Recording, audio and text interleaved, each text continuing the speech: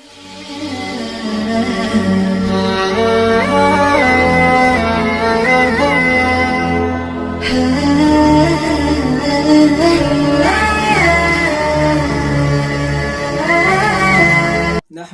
ونصلی ونسلم علی رسولہ الکریم، اما بعد۔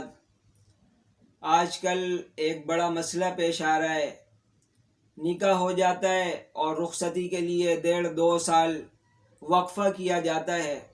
اس وقفے کی وجہ سے بسا اوقات طلاق کی بھی نوبت آتی ہے، خاندان میں رنجشیں پیدا ہوتی ہے، نا اتفاقی ہوتی ہے اور نتیجہ طلاق کی صورت میں برآمد ہوتا ہے۔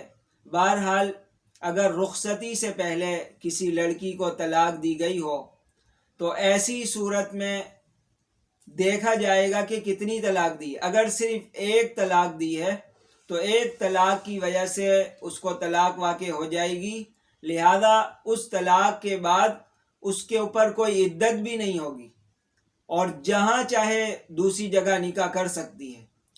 اور اگر ایک طلاق دے دی اس نے، معاملہ ختم ہو گیا، اس کے بعد کچھ اس طرح ہوا کہ دونوں خاندان چاہ رہے ہیں کہ دوبارہ نکاح ہو جائے، تو اگر ایک طلاق دی تھی ایسی صورت میں نکاح دوبارہ ہو سکتا ہے اور شریعت میں گنجائش ہے۔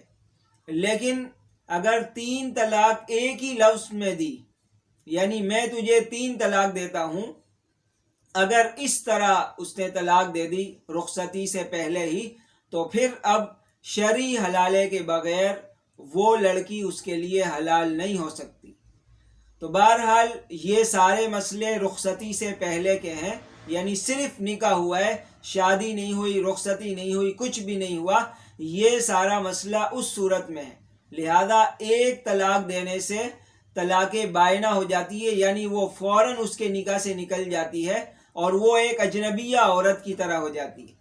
لہذا سارے لوگ اس بات کا اہتمام کریں کہ جیسے ہی نکاح ہو اس کے بعد فوراً رخصتی کا انتظام کریں یا نکاح کو مؤخر کریں، ورنہ جیسے ہی نکاح ہوتا ہے اس سے پہلے شیطان کوئی لڑائی جھگڑا نہیں ڈلواتا، لیکن جیسے ہی نکاح ہو جاتا ہے اس کے بعد شیطان کی پوری کوشش ہوتی ہے کہ کسی طرح یہ رشتہ ختم ہو جائے۔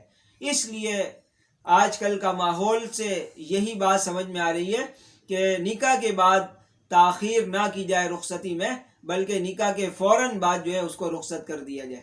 اللہ تعالی ہم سب کو شریعت کے مطابق زندگی گزارنے کی توفیق عطا فرمائے۔